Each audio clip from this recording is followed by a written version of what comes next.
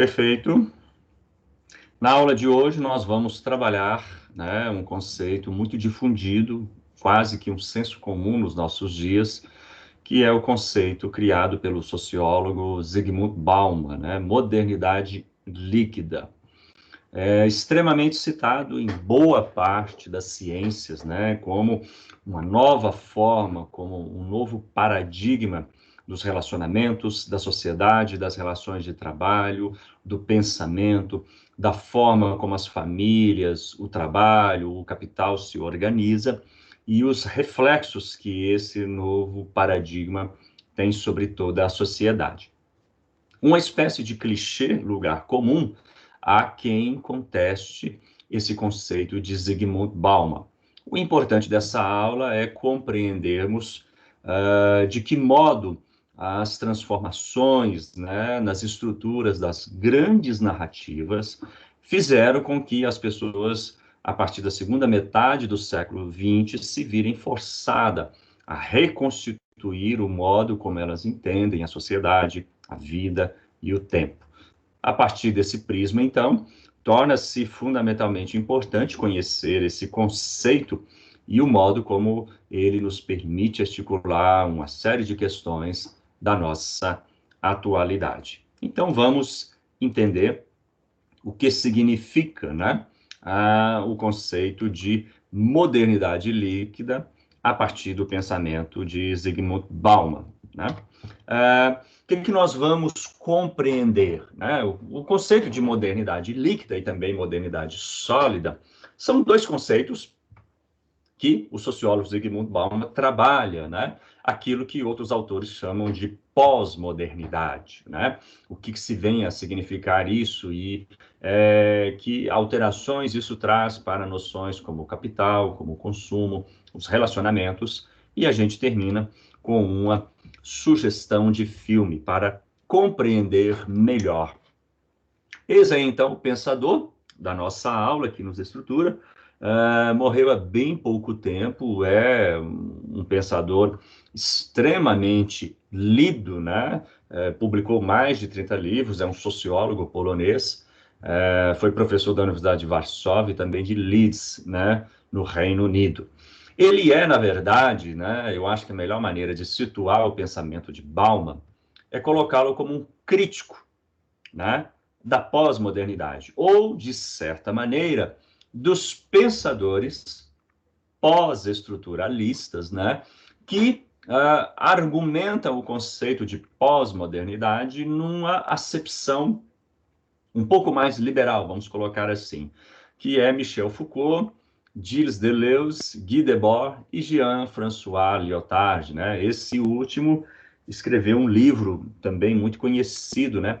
A Condição Pós-Moderna. Então, na verdade, o que nós vamos trabalhar hoje é como que os pensadores articulam as transformações que ocorreram na segunda metade do século XX e como que, de alguma maneira, sejam pensadores liberais, sejam pensadores conservadores, como que a gente, a partir desses conceitos, compreende, né, essa ideia de pós-modernidade, né, ou a atualidade vista de outra maneira e seus enormes desafios, né?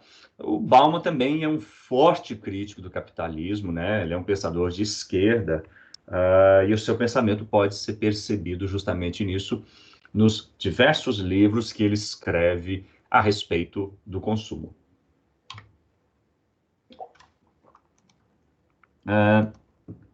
Vamos situar aqui, né, essa ideia de pós-modernidade com alguns eventos que, de certa maneira, são paradigmáticos, né, e dão conta de como que a humanidade, né, nos últimos tempos, teve que rearranjar o modo como enxerga as coisas, né? Então, nós temos a partir daí, vamos colocar, talvez, né, as duas grandes guerras mundiais, a primeira em 1914 e depois a outra em 1940, seguidas, né, ou aí colocando, de certa maneira, a Revolução Russa, que foi um evento paradigmático e acabou por criar aquela cisão, né, a partir da Guerra Fria. O mundo acabou se dividindo naquela época entre países comandados, orientados, né, pela orientação socialista, né, da antiga União das Repúblicas Socialistas Soviéticas, e países seguindo o modelo capitalista, capitaneados pelos Estados Unidos. Tivemos o crash da Bolsa de 1929, e esse evento é muito paradigmático, porque se a gente pensar bem, até o final do século XIX, a humanidade ainda respira, a humanidade ainda celebra conquistas da modernidade, avanço da ciência, o capitalismo numa fase muito áurea, com muita produção de riqueza e também de exclusão, né? Não se pode negar. A humanidade celebra as conquistas científicas, a segunda fase da Revolução Industrial, capacidade científica muito forte. Então, o século XVIII e o século XIX, né, principalmente o século XVIII, são séculos marcados por um otimismo muito grande na capacidade científica, um otimismo muito grande com a produção de riquezas, um otimismo desenfreado, né, que é aquilo que surgiu com o Iluminismo, o século das luzes, aquela crença na capacidade humana de tanto produzir riquezas como superar males, dramas, problemas e misérias com o desenvolvimento científico-tecnológico. Quando chega o início do século XX, o que a gente tem? A coisa já não é tão boa assim. A gente tem duas guerras mundiais, uma seguida da outra, que vão causar enorme destruição e pobreza. A gente tem, só para lembrar, né, eu não coloquei aqui, mas acho que agora vale a pena, a gente tem uma pandemia, né, a gripe espanhola, no início do século XX, que matou 50 milhões de pessoas. Desculpe aí ter que lembrar, né, acho que ninguém está aguentando mais falar de pandemia. E temos a Revolução Russa, que é, na verdade, sinais, juntamente depois com o crash da Bolsa de 1919, sinais de que o capitalismo não resolve todos os problemas, sinais de que aquelas concepções da teoria liberal econômica, de que o mercado resolve por si só e produz riqueza. Você tem uma série, né, de frustrações enormes acontecendo, né? A partir da segunda metade do século XX, onde todas essas transformações já têm seu custo, a gente vai ver surgir, né, a internet. Pode parecer estranho, em 1969? Sim, ela é inventada em 1969. Ela é tornada pública a partir de 1993, 94. Mas você tem revolução nas telecomunicações já a partir da segunda metade do século XX, televisão, internet, avanço das comunicações. E vamos ter, né, do ponto de vista das grandes narrativas, a questão da queda do Muro de Berlim, o fim da Guerra Fria, e também a derrocada, né, vamos colocar assim, dessas questões, né, que, embora vira e mexe, volta de novo, esquerda, direita, socialismo, capitalismo, mas a partir de 1989, com a queda do Muro de Berlim, a dissolução da União Soviética, né? E aquela interferência, não tem mais como a gente pensar nessas questões. Mas são transformações que foram muito fortes e que ajudaram os pensadores a cunhar, né, esses conceitos de pós-modernidade, né, pelo fim das narrativas. E aí, no caso, como tema da nossa aula, vamos trabalhar com a modernidade sólida, que é o mais conhecido a partir de Zygmunt Bauman, né? Esse conceito de modernidade sólida, Bauman o estrutura em oposição ao conceito de modernidade líquida, que é o que nós vivemos agora. Mas para a gente entender o conceito de modernidade líquida, a gente precisa compreender, seja a partir de Bauman, seja a partir dos pensadores pós-estruturalistas, o que era a sociedade antes dessas grandes transformações, né? Então, o que se caracterizava? Aqui você tem que pensar nas grandes narrativas que emprestavam ao ser humano e à sociedade uma certa noção, vamos colocar assim, de estabilidade. Então, pense no mundo que ainda não viu as duas guerras, a pandemia da gripe espanhola, o crash da Bolsa de 1929, que trouxe inúmera depressão econômica. Imagine que a própria, a própria queda do Muro de Berlim e o fim das utopias socialistas, né? Vamos colocar dessa maneira, aquela concepção marxista de que o capitalismo daria o lugar ao socialismo e depois o socialismo daria lugar ao comunismo. Quer dizer, nem o socialismo vingou. Então, você tem uma série de grandes narrativas, a narrativa, vamos colocar assim, do ponto de vista das utopias socialistas, a narrativa capitalista, a própria narrativa iluminista da capacidade da ciência. Você tem todas essas grandes narrativas trazendo uma ideia de estabilidade, tradição e regulação para a humanidade. Então, até essa primeira metade do século XX, o que a gente tem? Estruturas, instituições e comportamentos muito rígidos e muito comportados, né? No sentido de que, se você tem grandes narrativas vigindo, né, existindo, eu posso acreditar nessas narrativas, eu posso entender que a ciência vai caminhar, eu posso entender que o mundo está sim, com as suas estruturas seguras. Obviamente, isso vai trazer certeza, previsibilidade, a questão da solidificação e da tradição, e aí eu vou colocar aqui, né, relações familiares duradouras. O que não significa, né, nossa aula vai ter uma abordagem muito crítica, o que não significa que as relações familiares dessa época eram melhores do que hoje.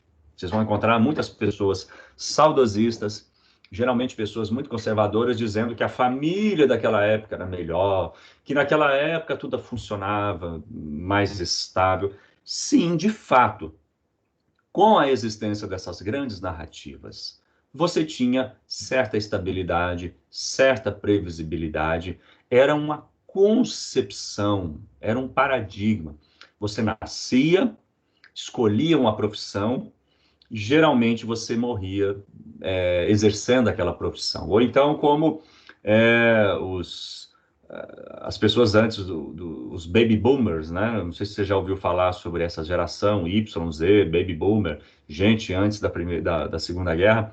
A pessoa entrava numa empresa e se aposentava nela. Então, você tinha estrutura, você tinha segurança, aquela coisa, você tinha estabilidade, mas também repressão, ordem e regulação, né? Coisas muito rígidas, né? Vamos colocar os dois lados. Essa modernidade sólida, que parece que Bauman é muito saudosista, né? Ela é substituída, né? Pelo conceito que ele cria, né? Porque a partir de 1960, os efeitos daquelas transformações vão dilapidar as estruturas das grandes narrativas. Não será possível mais falar, a partir dessa época, de certezas do socialismo, não dá também para falar de certezas da ciência, não dá para falar de certezas no campo macroeconômico, né? Ou seja, a sociedade pós-moderna é uma sociedade, né, em que, se você não tem grandes narrativas, não tem por que também você acreditar em grandes tradições. Tá? Então, a sociedade daquela época era uma sociedade que acreditava em discursos muito firmes, muito tradicionais, que davam, me permitam dizer, uma ilusão de estabilidade. Eu vou falar ilusão porque é mais ou menos o seguinte: alguém vem ou algum fenômeno, e aquilo quebra o nosso encanto.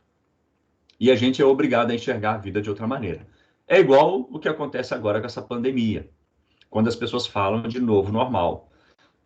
Estamos sonhando, esperando quando a pandemia for controlada pela imunização, pela vacina, pelos métodos que são possíveis de controlar a enfermidade, assim como foi controlado tantas outras, a própria gripe, né? A gripe H1N1 e tantas outras enfermidades. Mas todo mundo fala que o mundo não vai ser o mesmo, e não vai mesmo, porque todas as vezes que esses paradigmas são quebrados, todas as vezes que alguma coisa quebra as nossas certezas, a gente fica aqui meio que órfão, né? A gente é obrigado a repensar as nossas estruturas, os nossos parâmetros, né? E a ter que dar conta, né? De como que a gente se rearranja e de como que a gente passa a enxergar. E isso tudo tem reflexos no todo da sociedade.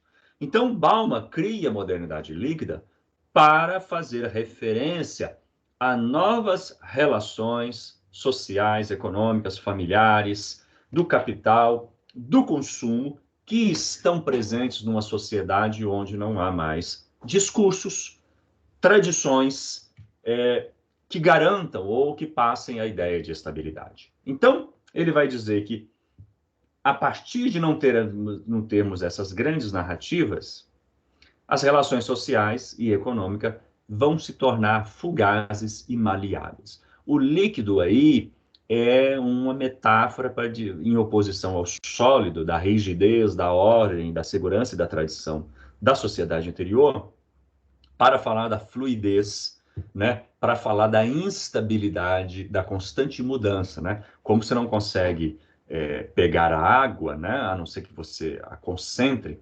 mas ela flui, né? É como se fosse água, fumaça, né? A coisa fica meio incerta.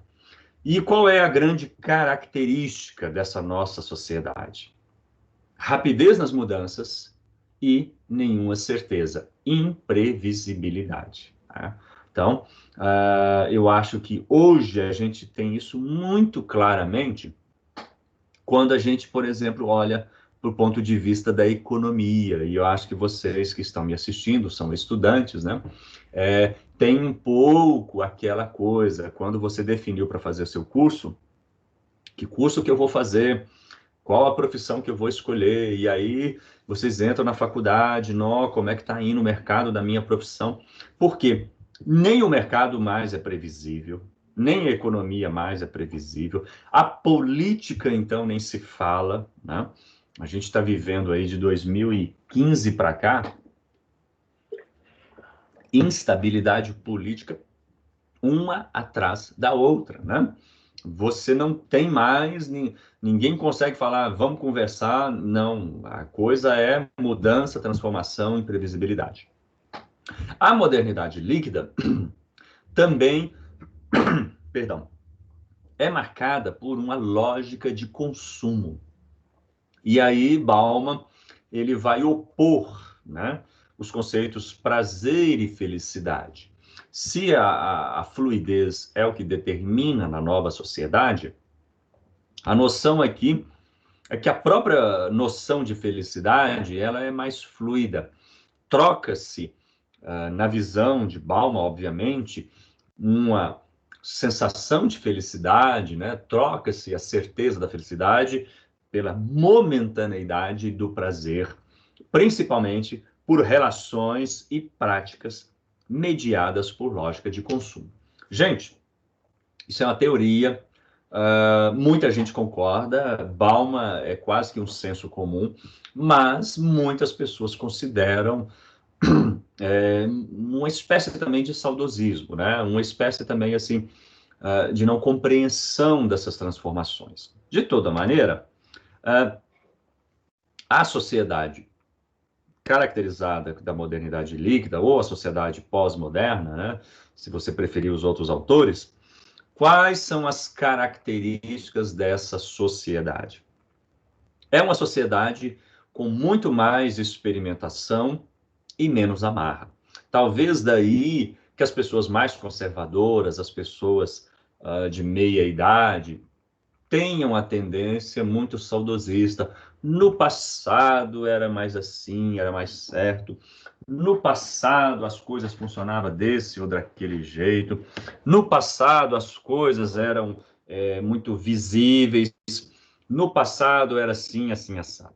O que nós temos hoje é muita experimentação. E até do ponto de vista profissional, né? Quando as pessoas falam daquela teoria baby boomer, geração Y, X, Y, Z, e coloca as diferenças quando uma pessoa jovem, né, da geração atual trabalha com pessoas de mais idade, tem certos conflitos, porque a, a tendência hoje é não permanecer muito tempo no emprego, é trocar de empregos com mais rapidez, experimentar condições profissionais.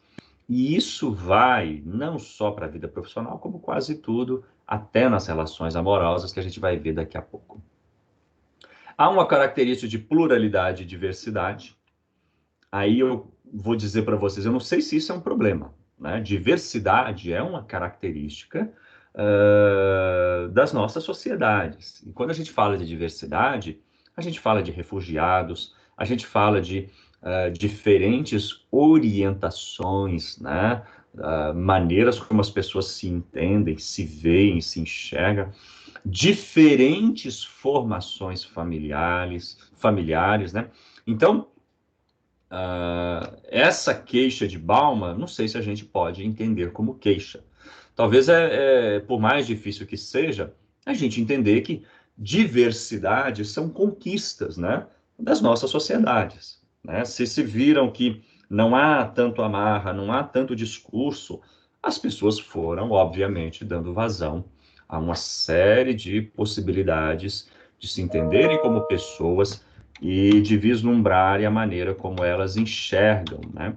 Se enxergam e enxergam a maneira como elas se relacionam. Então, nem sempre a gente deve olhar isso de um ponto de vista estritamente negativo, né? Acho que aceitar faz doer menos, né? Bom, Bauman vai dizer que a sociedade da modernidade líquida é caracterizada por uma constante busca por sucesso e felicidade. Tá? Ou seja, essa busca por sucesso e felicidade vão justamente, de certa maneira, caracterizar a sociedade, as pessoas, até pela ideia assim, se você não tem muitas certezas, se você não tem muitas seguranças, parece ser natural que as pessoas tenham uma certa ansiedade para buscar determinadas questões que lhes dão prazer, que lhes dão certas sensações. O problema é que Balma vai olhar nessa busca desenfreada por sucesso e felicidade o oposto. As pessoas acabam encontrando, na verdade, a solidão. Elas acabam encontrando dificuldades consigo mesma. Talvez até pela fragilidade dos relacionamentos, né? Acredito que a ideia de solidão não deva ser descartada, né? É um traço das nossas sociedades. Há uma enorme capacidade de escolha por não ter amarras, né? Da primeira característica, por você poder experimentar. Então, a noção de liberdade é muito grande, é uma característica das nossas sociedades. Mas, ao mesmo tempo, também precisa ser vista, né? Se você escolhe mais, é você que tem que pagar mais pelas suas escolhas, né? Nada mais existencialista. De fato, você pode escolher mais, mas, ao mesmo tempo, você precisa responder por essas escolhas, né? É um traço, né, da possibilidade de escolhas. Já falamos da transitoriedade e rapidez, que a gente precisa dizer. A única coisa que é certa é a mudança. Né? A única coisa que é certa é que amanhã eu não sei o que vai acontecer com esse país, eu não sei o que ocorre com a política, eu não sei o que acontece com a economia, amanhã eu não tenho certeza. A única certeza é não ter certeza nenhuma, né? E aí, uh, Bauman também vai escrever muito, né? A partir seus livros vão se concentrar muito em consumo e relacionamentos. Ele tem uma frase muito curiosa, utilizada numa palestra sua, que os relacionamentos na modernidade líquida, né? Eles são de tal maneira que eles se escorrem pelo vão dos dedos, né? Ou seja, muito fluidos, muito fugazes, né? E daí que, marcados por uma lógica de consumo, marcadas por uma enorme liberdade, né?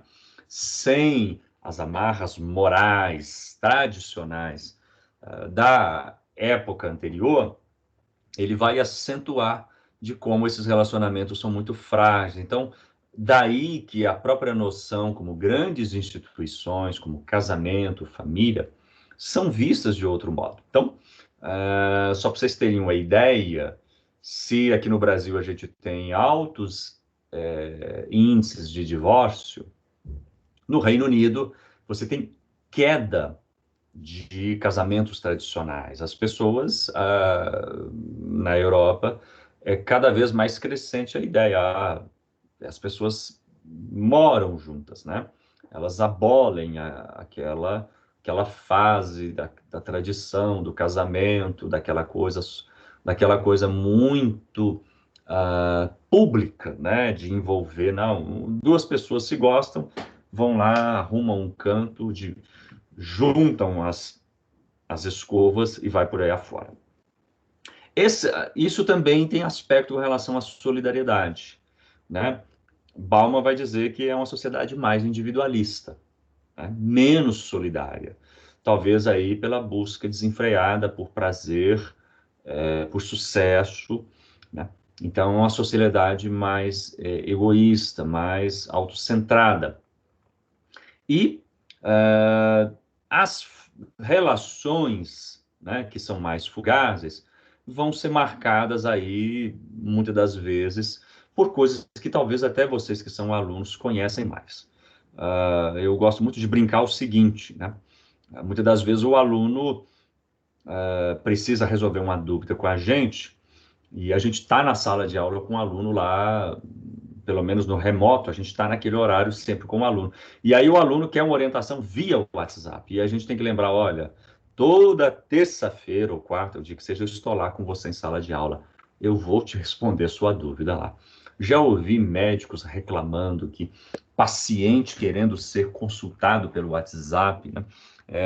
Ou seja, uma instantaneidade, uma fluidez muito grande.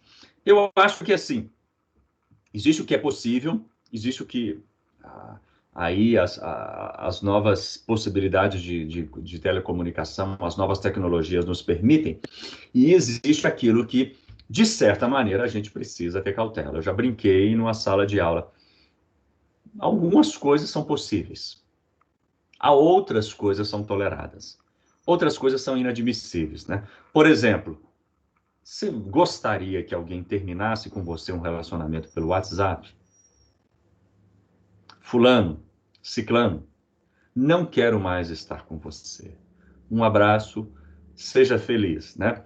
Ou seja, a fila andou, né? Já que a gente está brincando aí com fluidez. Ninguém gosta, né, gente? Então, mas são questões que, de certa maneira, estão aí presentes, né, nos relacionamentos, né? Há uma série de questões aí que, da experimentação, das conexões, né? Daquela coisa de que você quer ter seguidores, você quer ter amigos, você quer ter uma rede social cheia de pessoas. Quando, na verdade, o ideal seria termos amigos, né? Termos relacionamentos. Do ponto de vista do consumo, não há que não pensar, né, em como a lógica do consumo e dessas tecnologias marcam a nossa relação com as coisas, com as pessoas, com os relacionamentos. Do ponto de vista das instituições, elas também são impactadas, né? Se nós falamos de que tem muita mudança, existe muita crise, né? E crise não só aqui no Brasil, né? A gente viu aí inúmeras dificuldades, a gente percebeu, por exemplo, governos de extrema direita, como Donald Trump, setores com imensas dificuldades, a gente tem visto reflexo do Estado na política. Mas do ponto de vista do Estado, você tem o setor privado cada vez mais ficando forte, né? Em oposição ao Estado, que é cada vez mais frágil, é cada vez mais volátil, né? Um certo reforço da ideia de empreendedorismo e sucesso. Eu acredito que a gente possa ligar isso com a característica seguinte, que é a precariedade do trabalho.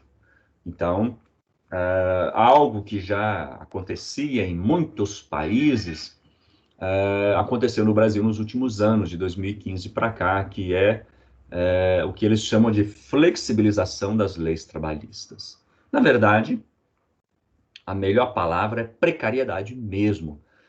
Muitos direitos foram perdidos, né?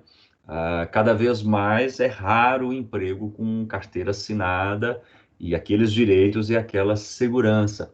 E isso é substituído pela noção de empreendedorismo. Não tem problema, né? O trabalhador não tem que ter tanto direito, o trabalhador tem que empreender, tem que buscar seu próprio sucesso. Mas são questões não muito firmes, né? É possível todo mundo empreender? Não, isso não é possível, né? Nem todo mundo vai empreender e vender um para o outro. Isso é inviável. E lógicas de consumo e endividamento das famílias de maneira geral. Dessa maneira, então, pessoal, eu acredito que a gente possa complementar, né, essa aula com duas boas indicações, né, da cinematografia. Eu vou começar com o filme Ela, né, que descreve, né, a relação amorosa de um indivíduo com um sistema operacional de computador. Se Bauman coloca essas relações, esses relacionamentos mais fugazes, mais fluidos, né, a fila andando de maneira muito mais rápida, né, por assim dizer, os fenômenos, né, de indivíduos que passam a se relacionar cada vez com as máquinas, né? Robôs sexuais e vai por aí afora. É um filme que tem muita coisa para a gente pensar. Quem gostar de seriado, no caso, Black Mirror, né? Tem episódios muito interessantes para se pensar as novas questões trazidas pelas redes sociais, pelas novas tecnologias. Em especial, o episódio Queda Livre, né? Acho que na terceira temporada, se eu não me engano, está esse episódio no Netflix. E é um episódio que trata da nossa angústia e do nosso sofrimento com relação às redes sociais. A gente buscando cada vez mais likes, a gente buscando se situar com uma personalidade virtual e também os problemas decorrentes do oposto, né? Cultura do cancelamento e vai por aí afora. Bom, é isso. Eu acredito que é muito importante, né, a gente começar a pensar se a gente não concorda com todo de Bauman, né, com muitas das vezes a sua tentativa de retomar, né, a sua ideia de pensar, né, talvez num saudosismo da sociedade anterior, mas a gente pensar que talvez os tempos pós-modernos eles são marcados por transitoriedade, mudança, e talvez o que a gente tenha aqui mais a fazer, em vez de buscar um saudosismo do passado ou discursos que nos dão segurança, nos adaptarmos à transformação, à fluidez e à mudança, né? Que são características do nosso tempo, da nossa era. É isso. Gente,